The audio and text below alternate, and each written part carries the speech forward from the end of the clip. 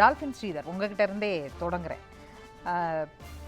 தமிழ்நாடு குறித்து தமிழ்நாடுல பிரதமர் என்ன பேசுகிறார் அப்படிங்கிறத தொடர்ந்து பார்க்கிறோம். தமிழ் குறித்து பேசுறது, திருக்குறள் குறித்து பேசுறதெல்லாம் பார்க்கிறோம். ஆனால் தமிழ்நாட்டில் தான் இருக்கிறது பூரி ஜெகநாதர் கோவில் காணாமல் போன சாவி தமிழ்நாட்டில் இருக்கிறது. சிரிக்கிறீங்களே, அதுக்குள்ள அந்த சிரிப்புக்கு என்ன அர்த்தம்? சரி அப்படின்னு சொல்றார், அதுக்கு என்ன அர்த்தம் சார் அப்படின்னு யார் சொல்றது? பிரதமர். சரி, பிரதமருடைய ஒடிசா தேர்தல் பரப்புரை முதல்ல அது அங்கே சட்டமன்றத்துக்கும் தேர்தல் நடக்குது, பாராளுமன்றத்துக்கும் தேர்தல் நடக்குது. அங்கே பேசும்பொழுது வழக்கமான பரப்புரையில் 1 மணி நேரம் பேசுகிறாருன்னு சொன்னால் மத்திய 10 ஆண்டுகளினுடைய சாதனைகளை முதல்ல சொல்லிட்டு, அப்புறம் ஒடிசா மாநிலத்துக்குன்னு பாரதிய ஜனதா கட்சியோ நரேந்திர மோடி அரசாங்கம் என்னென்ன செஞ்சோன்றதெல்லாம் பட்டியலிட்டுட்டு கடைசியாக பேசும்பொழுது ஒடிசாவில் இன்றைக்கி சட்டமன்ற தேர்தலும் இருக்கிறதுனால ஒடிசா மாநில மக்களில் கனிம வளம் அதிகம் இருக்கிற ஒரு மாநிலம், ஆனாலும் கூட இங்கே ஆட்சியாளர்களுடைய நிர்வாக சரியில்லாத காரணத்தினால இங்கேருந்து நிறைய இளைஞர்கள் வேலை தேடி வெளி மாநிலத்துக்கெல்லாம் போகிற சூழ்நிலைலாம் இருக்குது. ஆனால் எங்களுக்கு ஆட்சிக்கு பண்ணுறதுக்கு வாய்ப்பு கொடுத்தா, பாரதிய ஜனதா கட்சிக்கு ஒரு வாய்ப்பு கொடுத்தா, நாங்கள் இந்த பிரச்சனைக்கு எல்லாவற்றுக்கும் தீர்வு கொண்டு சொல்ல முடியும். அப்படி சொல்லும்பொழுது அவர் சொல்கிறாரு, என்னென்ன பிரச்சனை இருக்குது, வேலை இல்லாத பிரச்சனையிலேருந்து எல்லாமே இருக்குது. குறிப்பாக நம்ம தமிழில் ஒரு சினிமா வரும் இல்லை, சினிமா பாடல் நமக்கு ஞாபகம் இருக்குது, காஞ்சி போன பூமியெல்லாம் வற்றாத நதியை பார்த்து ஆறுதல் அடையும் அப்படின்னு. அது தொடங்கி அது கடைசியாக தெய்வத்துக்கிட்ட போய் யார் தான் ஆறுதல் சொல்ல முடியும்னு வரும். தெய்வத்துக்கே ஒரு பிரச்சனைனா யாரும். அது மாதிரி சாமானிய மனிதர்களுடைய வீட்டில் ஒரு பிரச்சனை, அவர்களுடைய வீட்டில் இருக்கிற சாவி தொலைந்து விட்டது என்று சொன்னால் நாம் பூரி ஜெகநாதர் அவர் தான் ஒரிசாவினுடைய காவல் தெய்வம், ஒரிசாவினுடைய முக்கியமான ஒரு கடவுள், முக்கியமான 4 வைணவ தலங்களில் முக்கியமான ஒரு கோவில் பூரி ஜெகநாதர் ஆலயம். ஸோ அந்த பூரி ஜெகநாதர் ஆலயத்தினுடைய ஸ்ரீ ரத்னா பண்டார் அப்படின்னு சொல்லி ஒரு கருவூலம், அந்த தங்க நகைகள் வெள்ளி நகைகள்லாம் இருக்கிற ஒரு இடம். அது இந்த நூற்றாண்டுகள்லே இது வரைக்கும் 4 தடவை தான் அது திறந்து பார்த்துருக்காங்க. இப்போ ஒரு 6 வருஷமாச்சு அந்த சாவியை காணும். அந்த பண்டாரனுடைய ரத்னா பண்டாரனுடைய சாவியை காணும். இப்போ அவர் என்ன சொல்கிறாருன்னா, மக்கள்லாம் பேசிக்கிறாங்க, ஒடிசாவில் இருக்க மக்கள் பேசிக்கிறாங்க, இப்போ ஒடிசாவில் பேருக்கு தான் நவீன் பட்நாயக் முதலமைச்சராக இருக்கார், ஆனால் நிழல் முதலமைச்சராக எக்ஸ்ட்ரா கான்ஸ்டியூஷனல் அத்தாரிட்டின்னு சொல்லுவாங்க இல்லையா, அப்படியாக ஒரு தமிழகத்தை சேர்ந்த ஒருத்தர் இருக்கிறதுனால இந்த சாவி கூட தமிழ்நாட்டுக்கு போயிடுச்சோ, தமிழ்நாட்டில் இருக்குதோ அப்படின்னு மக்கள் பேசிக்கிறாங்க அப்படின்னு ஒரு விஷயத்த சொன்னார். பேசியிருந்தாலும் கூட இப்படி விவாதங்கள்ல கூட அதை மக்கள் பேசிக்கிறாங்கன்னு நம்ம பேசும்போது கூட அது ஒரு ஆதாரமற்ற ஒன்றாக தான் பார்க்கப்படும். ஆனால் பிரதமரே பேசும்போது அது ஆதாரமான ஒரு செய்தியா இருக்கணும் இல்லையா? பிரதமருக்கு தெரியாதது ஒன்றும் இல்லை இல்லையா? அவருடைய கண்காணிப்பில் தான் ஒட்டுமொத்த இந்திய நிலப்பரப்பே இருக்கு. அப்படி இருக்கும் பொழுது அவர் இப்படி சொல்றதுங்கிறது எப்படியாத பார்க்கிறதுன்னு ஒரு கேள்வி. இது இந்த வழக்கு, இந்த சாவி தொலைஞ்சு போன விஷயம் களவாடப்பட்டதா அல்லது தொலைஞ்சு போனதான்னு தெரியல. பிரதமர் பேசும்பொழுது கூட தமிழகத்தில் இருப்பதாக சொல்லிக்கிறாங்க, மக்கள்லாம் சொல்லிக்கிறாங்க. நாம் மறுபடியும் ஒடிசாவில் பிஜேபி ஆட்சிக்கு வந்தால் நிச்சயமாக அந்த கருவூலம் திறக்கப்படும், அதனுடைய சாவி கண்டுபிடிச்சு திறக்கப்படும் சொல்கிற ஒரு உத்தரவாதம் கொடுத்தாரு.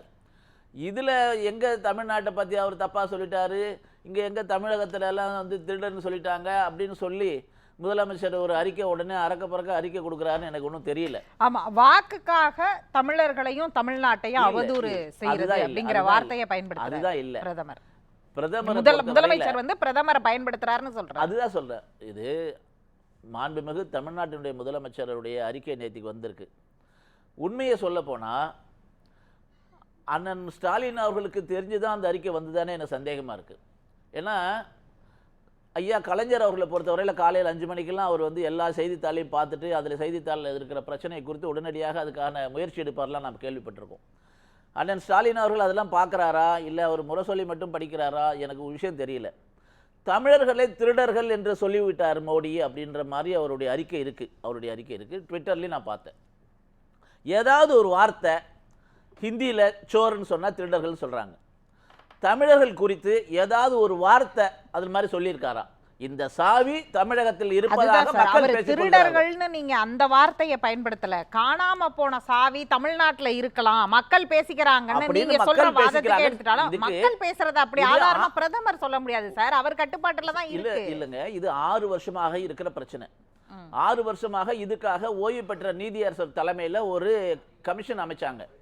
அந்த கமிஷனுடைய அறிக்கையை கூட இதுவரையில டேபிள் பண்ணல இந்த ஒரிசாவுடைய முதலமைச்சராக இருந்தவர். முதலமைச்சரை பத்தி அவர் சொல்லும் போது எல்லாமே முதலமைச்சராக அல்லது பிஜு ஜனதா தளம் குறித்தோ நவீன் பட்நாயக் குறித்தோ, ஏன் நவீன் பட்நாயக்கிடம் தலைமை ஆலோசகரா இருந்து அங்க கட்சியிலேயே சேர்ந்தவரா இருக்கக்கூடிய PK பாண்டியன் பெற்ற தனிநபர் சார்ந்த தாக்குதல் அல்லது தமிழ்நாட்டுல இருக்கு அப்படின்னா அது ஒட்டுமொத்த தமிழ்நாட்டையும் தானே குறிக்குது. இது 6 வருஷமாக இருக்க பிரச்சனை. இந்த VK பாண்டியன் என்றவர் கிட்டத்தட்ட ஒரு முதலமைச்சராகவே இருக்காருங்க. அவரு கட்சியில தானே சேர்ந்துட்டாரு. கட்சியில சேர்ந்துட்டாரு. அவருக்கு கேபினெட் அந்தஸ்து உள்ள ஒரு 5T அப்படின்னு டிரான்ஸ்ஃபர்மேஷனல் அப்படின்ற மாதிரி ஒரு பொறுப்பு கொடுத்து, ஒரு கேபினெட் அமைச்சருக்கான அந்தஸ்து பொறுப்பு கொடுத்து அவருடைய வாரிசாகவே வச்சிருக்காரு. இது சாதாரணமான மக்கள் எல்லாரும் ஏன் பேசுறாங்கன்னா, இது பாரதிய ஜனதா கட்சியினுடைய கோரிக்கை மட்டும் இல்ல, காங்கிரஸ் கட்சியினுடைய கோரிக்கை மட்டும் இல்ல, அந்த பிஜு ஜனதா தள கட்சியில் 26 வருஷமாக இருக்கிற பாராளுமன்ற உறுப்பினராக இருக்கிற ஒரு நபர் உட்பட அதில் இருக்க அனைத்து தலைவர்களுமே இவர் ஒரு ஃபயர்வால் மாதிரி இருக்கார். முதலமைச்சருக்கு பார்க்கறதால யாராலையும் பார்க்க முடியாது, அப்படி ஒரு சூழ்நிலை. அதனால தான் இவர் தான் நிழல் முதலமைச்சராக எக்ஸ்ட்ரா கான்ஸ்டிடியூஷனல் அத்தாரிட்டியாக செயல்படுகிறார் என்றதுனால இவர் தமிழ்நாட்டை சேர்ந்தவர் என்பதனால அவர் சொன்னாரே பிரச்சனையாகி அல்லது அவங்க கட்சி அதை பிரச்சனையா வெடிச்சு அந்த கட்சிக்குள்ள ஏதோ பிளவு வந்து அப்படி இல்ல, அந்த மாதிரியான விவாதங்களை பேசுறதுங்கிறது வேற. ஆனா அவர் அந்த தமிழ்நாட்டை சேர்ந்தவர் என்பதற்காகவே அங்க ஒடிசாவுல போய் நம்ம தேர்தல் பரப்புரையில இந்த சாவி தமிழ்நாட்டுல தான் இருக்குன்னா எங்க இருக்குன்னு அப்ப பிரதமருக்கு தெரிஞ்சதுன்னா பிரதமரை எடுத்துக்கொண்டு போய் கொடுத்திருந்திருக்கலாமே. பிரதமருக்கு மக்கள் பேசிக் கொண்டிருக்கிறாங்க.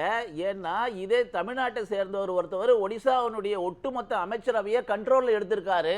ஆகையினால அவருக்கு தெரியும்ன்ற துணியில தான் அவர் சொன்னாரே தவிர அவர் எங்க தமிழகத்தை பத்தி மோசமா சொன்னாரு? குறிப்பா அவரை பொறுத்த வரையில தமிழை பத்தி அவர் எங்கெங்கெல்லாம் உயர்வா பேசியிருக்காரு. என்னை விட நிறைய உங்களுக்கு எல்லாருக்கும் பத்திரிகையாளர் அவ்வளவு பேசிட்டு இப்ப இந்த வார்த்தையை பயன்படுத்தும் அவரு தமிழர்களுக்கு எதிராகவோ தமிழர்கள் குறித்த ஒரு வார்த்தையும் பேசல. ராகுல் காந்தி பேசினதை நம்ம என்ன பார்க்கிறோம், மோடி என்ற சமூகம் அப்படின்னு சொன்னதற்காகவே, நீரவ் மோடி லலித் மோடியை குறிப்பிடும் போது சொன்னதுக்காக தான் ஒட்டுமொத்த ஒரு சமூகத்தையே அவர் திருடன்னு சொல்லிட்டாரு. அது காயப்படுத்துச்சு அப்படிங்கிறது தான் அன்னைக்கு அவரை அவருடைய பதவியை பறிக்கிறது வரைக்கும் போறதுக்கான காரணமா இருந்துச்சு. இப்ப அந்த மாதிரியான ஒன்றாகத்தானே இதையும் பார்க்கிறாங்க. நிச்சயமா இல்ல.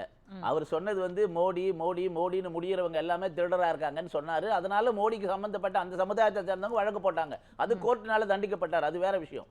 இது எப்படின்னு சொன்னா, இவர் ஒரு நிழல் முதலமைச்சராக இருக்காரு. இவர் தமிழகத்தை சேர்ந்தவராக இருக்கிறதுனால தமிழ்நாட்டுக்கு அந்த சாவி போயிடுச்சோம் அப்படின்னு மக்கள் நினைக்கிறாங்கன்னு சொன்னது மட்டும்தானே தவிர, மோடி அளவுக்கு தமிழை உயர்த்தி பிடிச்சவரு, மோடி அளவுக்கு மரியாதை உள்ளவர். அமித்ஷா கேட்கிறார் இல்லையா, ஒரு தமிழர் ஆளலாமா அப்படின்னு கேட்கறது. அதுக்கு அடுத்த கட்டம் வருவோம். இப்ப தமிழ்நாட்டுல ஒரு வட இந்திய அதிகாரி, பீகாரினுடைய அதிகாரியோ அல்லது ஒடிசாவினுடைய அதிகாரியோ வந்துட்டாரு தமிழ்நாட்டில். ஆனால் இப்போ அவருக்கு வாரிசு இல்லைன்றதுனால ஆனால் தமிழ்நாட்டில் இப்போ அடுத்தது இளவரசர் கூட இருக்காரு, நமக்கெல்லாம் தெரியும். ஆனால் அப்படி ஒரு சூழ்நிலை இல்லைன்னு வச்சுக்கோங்க. அப்போ ஒரு அதிகாரியை நம்பி அந்த அதிகாரி ஒரு IAS கேடராக இருக்கிற அதிகாரி முழுக்க அந்த அதிகாரி கிட்ட நம்ம விட்டுட்டு அந்த முதலமைச்சரை பார்க்கணும்னா கூட அதிகாரியுடைய ஆதரவு வேணும், உத்தரவு வேணும்னு நினைக்கும் போது அந்த கட்சி சார்ந்து அரசுல அது டிஸ்டர்ப் பண்ணி இருந்துச்சுன்னா அந்த பிரச்சனையை பேசுறதுங்கிறது அது தனிப்பட்ட அந்த அதிகாரி PK பாண்டியன் அவர் கட்சியில பொறுப்புல இருக்கிறாரு, கட்சியில சேர்ந்துட்டாரு, அதனால பேசுற ஒன்று. ஆனா நம்ம அதை வைத்து இன்னும் அவர் திருமணம் செஞ்சிருக்கிறது ஒடிசாவுல திருமணம் செய்திருக்கிறார். அப்படி பார்க்கும் பொழுது நம்ம அந்த ஒரு பொருளை வச்சுக்கிட்டு தமிழ்நாட்டைன்னு சொல்றது அப்படிங்கிற இடத்துல இருந்துதான் இந்த கேள்வி திரும்ப திரும்ப எழுப்பப்படுது. தமிழகத்தை தாழ்வா எந்த வார்த்தையும் சொல்லல. குறிப்பாக தமிழகத்தை பத்தி மிக உயர்வா பேசினதுக்கு 1000 உதாரணம் இருக்கு. இந்தியா முழுவதும் நமக்கு அரசியலமைப்பு சட்டம் வழங்கி இருக்குல்ல, நாம ஆளக்கூடிய இடத்திலும் அதிகாரத்துல இருக்கவே அரசியலமைப்பு சட்டம் வழங்குது. வேணாலும் பாரத நாட்டுல எங்க வேணாலும் குடிமகனாக இருக்கிறவன் நின்று வெற்றி பெற்று பிரதமர் ஆவதற்கு வாய்ப்பு இருக்கிறது, வரவேற்கிறோம். அதுல எந்த மாற்று கருத்தும் இல்ல. நான் என்ன சொல்ல வரேன், இப்ப தமிழகத்தை உதாரணத்துக்கு அங்க பாண்டியன் இருக்க மாதிரி இங்க ஒரு மிஸ்ராவோ யாரோ ஒருத்தவர் தமிழ்நாட்டினுடைய அரசியல ஒட்டுமொத்தமாக யூகத்தின் கண்ட்ரோல் அடிப்படையில நம்ம வைக்கிறது தானே. அது ஒட்டுமொத்த யூகத்தின் தமிழ் அடிப்படையில ஏத்துப்பாங்களா அத? இல்ல ஒரு சம்பவம் நடக்கிறதுக்கும் நடப்புல இருக்கிறதுக்கும் யூகத்துல இப்படி இருந்தா ஏத்துப்பாங்களாங்கிறது அது நமக்கு யூகத்தின் பால் நம்ம வந்து ஒரு விஷயத்தை பேச முடியாது. அதுவும் பிரதமர் பேசுவது அனைத்தும் ஆதாரத்தோட பேச வேண்டிய விஷயம் இல்லையா? நிச்சயமாக பிரதமர் வந்து எங்கேயுமே நேரடியாக யாரையும் குறை சொல்லல, தவறாக பேசல. பிரதமர் வந்து மக்கள் பேசிக்கிறாங்க. ஏனென்று சொன்னால் இந்த அரசியல் மையப்புள்ளியாக, ஒடிசாவினுடைய அரசியல் மையப்புள்ளியாக இன்றைக்கு இந்த பாண்டியன் அவர்கள் இருக்கிறார் என்பதை குறிப்பிட அதற்காக மட்டும்தான் அவர் சொன்னாரே தவிர தமிழை பிரதமர் மாதிரி உயர்த்தி பிடித்தவர், தமிழுக்காக எங்கெங்கெல்லாம் பேசியிருக்காரு தெரியுங்களா? நம்ம ராணுவ வீரர்கள் மத்தியில பேசும்போது திருக்குறள் பத்தி சொல்லியிருக்காரு. இந்த இந்த இந்த இந்த குணாதிசயங்கள் இருக்கிறவங்க தான் ராணுவ வீரராக இருக்க முடியும்னு திருவள்ளுவர் சொல்லியிருக்காருன்னு ஐநா சபையில பேசும்போது சொல்லியிருக்காரு.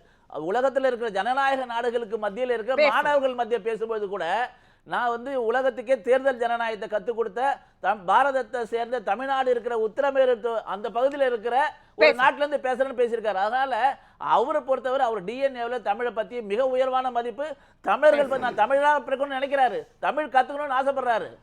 இது ரொம்ப கற்பனையான பல விஷயங்கள்லாம் சொல்றாரு. திமுகவுக்கு அதுக்கு உரிமை இருக்கு. ஏன்னா எதெல்லாம் கரப்ஷன் ஸ்கேம்னு வந்தாலே அது இயல்பாகவே அவருக்கு அதில் ஒரு இன்வால்மெண்ட் இருக்கிறதுல ஒன்றும் சந்தேகம் இல்லை, அதில் ஒன்றும் பெரிய கருத்து வேறுபாடு இல்லை. இது ஏன் இந்த விஷயத்தை சொன்னாருன்னு சொன்னால், இது தமிழ்நாட்டில் இருக்கும் அப்படிலாம் நிறைய சொன்னார். அந்த பிஜு ஜனதாதளத்தினுடைய இன்னொரு அமைச்சர் சொல்கிறார் போன வாரம், ஜூலை மாதம் நடக்கிற ரத யாத்திரை அப்போ கருவூலம் திறக்கப்படும். இப்போ இதில் யார்கிட்ட தவறு இருக்குது? ஜூலை மாதம் வரக்கூடிய ரத யாத்திரையில் மீண்டும் கருவூலம் திறக்கப்படும்னு சொல்றாரு. அப்பன்னா சாவி யார்கிட்ட இருக்குன்னு பிஜு ஜனதாதளம் சொல்றாரு. அப்ப ஒடிசாவுல தானே இருக்கு சாவி. அப்புறம் தமிழ்நாட்டு பக்கம் ஒடிசாவுல சாவி வச்சுக்கிட்டு சாவி இல்லன்னு எதுக்கு கமிஷன் போடுறீங்க? அப்ப அங்கேயே தமிழ்நாடு வருது. அப்ப தமிழ்நாடு அங்க வரவே தேவையில்லையே. அப்ப அததானே பேசி இருக்கணும் பிரதமர். இப்படி ஒரு அமைச்சரே பேசுகிறார்னா பிஜு ஜனதாதளத்தை தானே நேரடியா கேள்வி எழுப்பணும். ஒரே விஷயம், போற போக்குல சொல்ற வார்த்தை. இப்ப நான் சொல்றேன், இதுக்கு வந்து தமிழ்நாட்டை பற்றி சொல்லிட்டாரு அப்படின்னு எங்க சொன்னாருன்னு சொல்றாருல.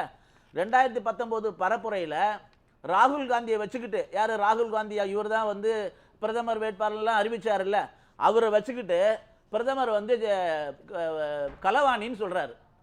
நம்ம ஸ்டாலின் ஐயா சொல்றாரு பிரதமரை 2019 களவாணின்னு சொல்றாரு. அப்ப அந்த களவாணின்னு சொன்னதுக்கு நாம வந்து கேள்வி கேட்டா அதுக்கு என்ன சொல்றாரு? அது வந்து அன்பார்லிமெண்டரி வேர்டு இல்ல, திருடன் சொல்றதை சொன்னோன்னு. யாரு திருடினாங்க? யாரை களவாணின்னு சொல்ல முடியும்? பிரிவினைவாதம், இந்த மாதிரி வடக்கு தெற்கு இதெல்லாம் பேசுறது யாருங்க? ஏன் அவர் அங்க போய் சொல்ல வேண்டியிருக்காரு? இல்லங்க ஸ்டாலின் பேசினார் 21. ஸ்டாலின் 21 சொன்னாரு, இந்த எடப்பாடி அரசு வந்து எல்லாம் வட இந்தியாக்காரங்களை எல்லாம் கொண்டு வந்து பிஜேபியை வந்து தாஜா பண்றதுக்காக சொல்லி இங்க வந்து எல்லாருக்கும் இங்க வாய்ப்பு பண்ணி கொடுத்துட்டாங்க, வேலை வாய்ப்பு கொடுத்து. வேலை வாய்ப்புல இடஒதுக்கீடு சார், அதுல தமிழர்களுக்கு தமிழ்நாடு முன்னுரிமைக்கு அதை எப்படி சார் நீங்க ஒண்ணா சேர்த்துக்கிறீங்க? தமிழே தெரியாத 100 பேர் தமிழ் எக்ஸாம்ல பாஸ் பண்ணிட்டானு வேலை போட்டு தெரியும். அது வேற ஒரு விஷயம் சார். அது நீதிமன்றத்தாலேயே வந்து இது ஜட்ஜ்மென்ட் கொடுக்கப்பட்டது சார். அத போய் நீங்க எப்படி இதோட சேர்த்துக்க குடிக்கிற மாநிலங்கள் எல்லாமே நீங்க வட இந்தியாவை பத்தியும் வடக்கன்னு சொல்லி ஒரு மோசமான, இங்க பொன்முடி அண்ணன் சொன்னார் இங்க வந்து எல்லாரும் பானிபூரி விக்கிறாங்கன்னு, தயாநிதி மாறன் சொன்னார் இங்க வந்து வட இந்தியாங்கன்னு.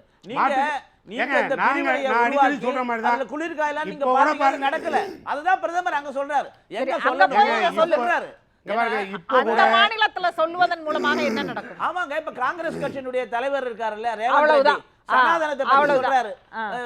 இவர் வந்து நம்ம உதயநிதி ஸ்டாலின் சொன்னது அவர் முடிச்சிட்டு அவர் நேரா இல்ல கண்டினியூஸா டைம் போயிட்டே இருக்கு. ரெண்டு பேரும் டைம் போயிட்டு இருக்கு. நான் 8 மணிக்குள்ள ஷோவை முடிக்கணும். ஏன் சொல்றாரு? நிறைய விஷயம் சொல்லிட்டே போனாரு. சம்பித் பாத்ரா பத்தின்னு சொன்னாரு.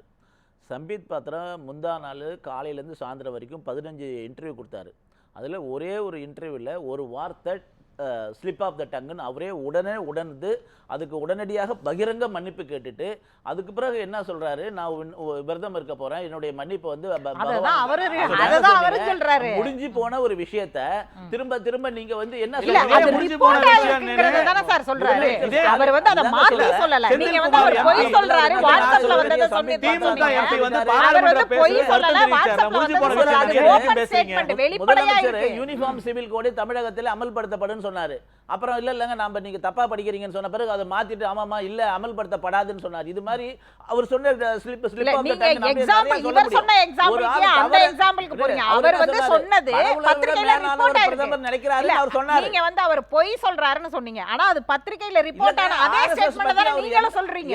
ஏங்க பத்திரிக்கையில வர செய்தி எல்லாம் உண்மை ஸ்டேட்மென்ட் ஆக்சுவலி இன்னைக்கு தமிழ்நாடு பேப்பர்ல வராம இருந்திருக்கலாம் சார். நட்டாவோட ஸ்டேட்மென்ட் எல்லா வெப்சைட்ல இருக்கு, நேஷனல் பேப்பர் எல்லாத்துலயும் இருக்கு. நீங்க பாருங்க. அது நீங்க பாருங்க. அதெல்லாம் மறுக்கல இல்ல, அது இன்னும் ஊடகத்துல ரிப்போர்ட் ஆயிருக்கு. மோகன் பகவத்தோட